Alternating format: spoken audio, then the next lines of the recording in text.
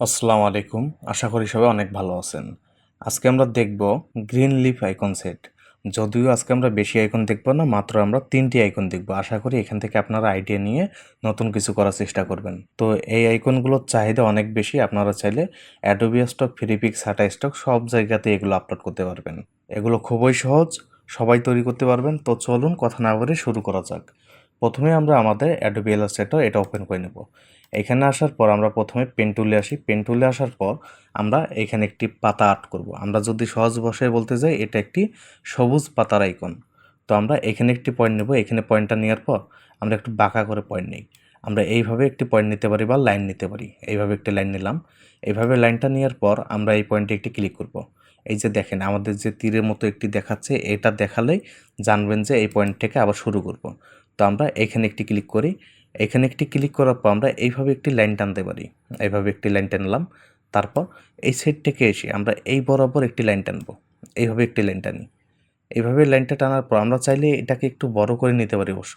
আমরা একটু control Z দিয়ে ব্যাগে আসি। ব্যাগে আসার পর এটাকে আমরা এইভাবে একটু টানতে পারি। বেশি টানবো না, এই রকমটা রাখতে পারি। তারপর এখান থেকে আমরা এইভাবে একটি লাইন টানবো। এভাবে একটি লাইন টানলাম। এভাবে লাইনটা টানার পর আমরা এখানে একটি ক্লিক করব। তারপর এইখানে আমরা এইভাবে একটি বাঁকা করে লাইন নিতে পারি। এইভাবে একটি লাইন নিলাম। তারপর শিফট ধরে এই পয়েন্টে একটি ক্লিক করব এবং এইখানে আমরা এইভাবে একটি পয়েন্ট নেব। এইভাবে পয়েন্টটা নেওয়ার পর এইভাবে একটু টানতে পারি আমরা। এভাবে একটু টানলাম। তারপর এই পয়েন্টে ক্লিক করে যেখান থেকে আমরা শুরু করেছিলাম এই পয়েন্টে ক্লিক করে আমরা এইভাবে একটি লাইন নেব। এইভাবে লাইনটা নেওয়ার পর আমরা ডাইরেক্ট সিলেকশন টুলে ক্লিক করব। এই ডাইরেক্ট সিলেকশন টুলে আসার পর আমরা এই পয়েন্টটাকে একটু উপরে নিয়ে যেতে পারি। এইভাবে একটু উপরে নিয়ে যাই, তাহলে এটা ভালো দেখাবে। এরকমটা রাখি। তারপর নিচের যে পয়েন্ট আছে এটাকে আমরা অ্যারো বাটন দিয়ে একটু নিচের দিকে আনবো। এর কাছাকাছি রাখি, তাহলে এটা আরও সুন্দর দেখাবে। এটাকে আমরা এইভাবে চাইলে পারফেক্ট বসাতে পারি অবশ্য। এখানে যে অনেক কিছু করতে হবে সেটা কিন্তু না। আমরা এটাকে এইরকমটা রাখি। তারপর এটাকে একটু উপরে নিয়ে যাই, এরকমটা রাখি। এরকমটা রাখার পর আপাতত এর কালারটা আমরা ফিল কালার করে দেখি যে কেমন দেখায়। আমরা এই কালারটা ফিল কালার করে দিলাম। এটাকে ফিল কালার করার পর আমরা চাইলে এটাকে গ্রিন কালারের মতো একটি রাখতে পারি। এই কালারটা রাখি। এই কালারটা রাখার পর দেখেন আমাদের পাতা কিন্তু অলরেডি একটি ফিল চলে এসেছে। তো আমরা চাইলে ডাইরেক্ট সিলেকশন টুলে ক্লিক করে এই পয়েন্টটাকে একটু উপরে নিয়ে যেতে পারি। এটাকে হালকা করে একটু উপরে নিয়ে যাই, তাহলে দেখেন এটা আরও সুন্দর দেখাবে। আমরা এরকমটাই রাখবো। চাইলে এটাকে আরেকটু কাছে আনতে পারি, তাই না? এরকমটা রাখি। এরকমটা রাখার পর এটা কিন্তু আমাদের প্রথম আইকন হয়ে গেল। এটা দিয়ে আমরা 3টা আইকনে করব। তো এটাকে আমরা এই সাইডে একটু আনি। এই সাইডে আনার পর আমরা শিফট অলটা ধরে কপি করে এটাকে আমরা এই সাইডে আনবো। শিফট অলটা ধরে কপি করে এই সাইডে আনার পর এর একটি আমরা কপি করব। আমরা কন্ট্রোল সি দিয়ে একটি কপি করলাম এবং কন্ট্রোল এফ দিয়ে এটাকে আমরা পেস্ট করে দেবো। তারপর শিফট ধরে এটাকে আমরা চাইলে একটু ছোটো করতে পারি। তারপর একটু ঘুরিয়ে দিই, এরকমটা রাখি। তারপর এটাকে উপরের দিকে রাখবো। এটাকে এইভাবে উপরের দিকে রাখার পর আমরা চাইলে এটাকে আরেকটু ছোটো করতে পারি অবশ্য। তারপর একটু জুম করে নিই। একটু জুম করার পর এটাকে আমরা একটু কপি করব।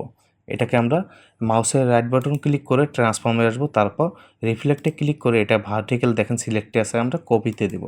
এটা কপিতে দেওয়ার পর এটাকে আমরা একটু ঘুরিয়ে দিই। এটাকে এইভাবে একটু ঘুরিয়ে দিই। তারপর এটাকে আমরা এই সাইডে আনবো। তারপর শিফট ধরে এটাকে আরেকটু বড় করতে পারি আমরা। এটাকে একটু বড় করে নিই। আরেকটু এই সাইডে আনি, একটু ঘুরিয়ে দিই আরেকটু। তারপর এটাকে একটু নিচের দিকে আনবো। আমরা পারফেক্টভাবে এটাকে বসানোর চেষ্টা করব, হ্যাঁ? আমরা এরকমটা প্রায় রাখতে পারি।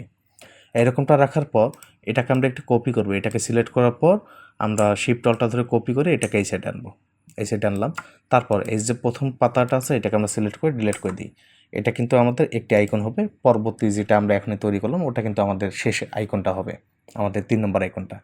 তো আমাদের প্রথম পাতাটাকে সিলেক্ট করব। তারপর অবজেক্ট থেকে আমরা পাতে আসবো। পাত থেকে অফসেট পাতে ক্লিক করব।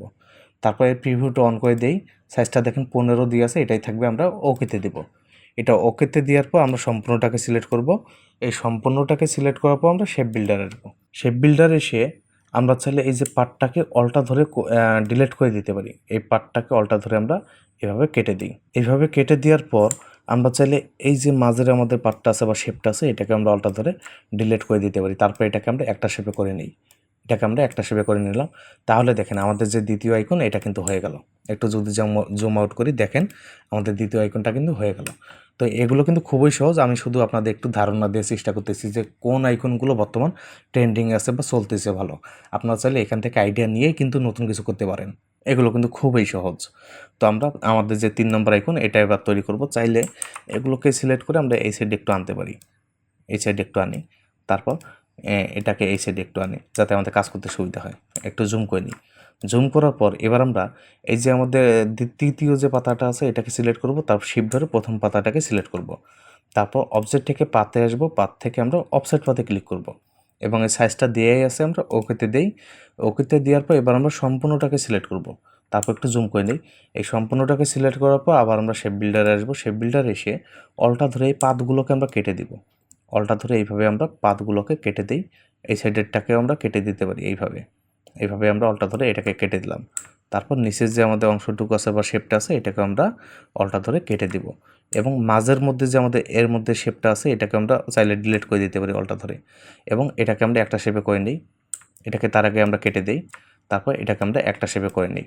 এই পাতার ভিতরে যেগুলো শেপ আছে এগুলোকে আমরা একটা শেপে করে নেব যাতে এটা আমাদের হিজিবিজি না হয়। এটাকে আমরা একটা শেপে করে নিই।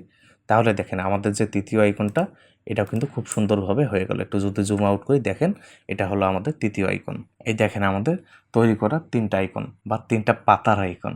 এগুলো কিন্তু খুবই সহজ। তো এখানে দেখেন আমাদের বড় একটি আর্টবোর্ড আছে। আপনারা চাইলে এখানে 3500 পিক্সেল বাই 1500 পিক্সেল এরকম একটি আর্টবোর্ড নিতে পারেন, তাহলে এটার মধ্যে আপনারা 3টা ডিজাইনে সহজেই বসাতে পারবেন। তো আশা করি এই পর্যন্ত আপনারা খুব সুন্দরভাবে বুঝে গেছেন। তারপরেও যদি আপনাদের বুঝতে কোনো অসুবিধা হয় আপনারা চাইলে ভিডিওটি আরেকবার দেখতে পারেন। তো আজকের বেশি কথা বলবো না। ভিডিওটি কেমন লাগলো অবশ্যই জানাবেন আর ভিডিওতে একটি লাইক দিবেন। যারা এখন পর্যন্ত চ্যানেলটি সাবস্ক্রাইব করেনি অবশ্যই চ্যানেলটি সাবস্ক্রাইব করবেন। কথা হবে আগামী ভিডিওতে। আল্লাহ হাফেজ।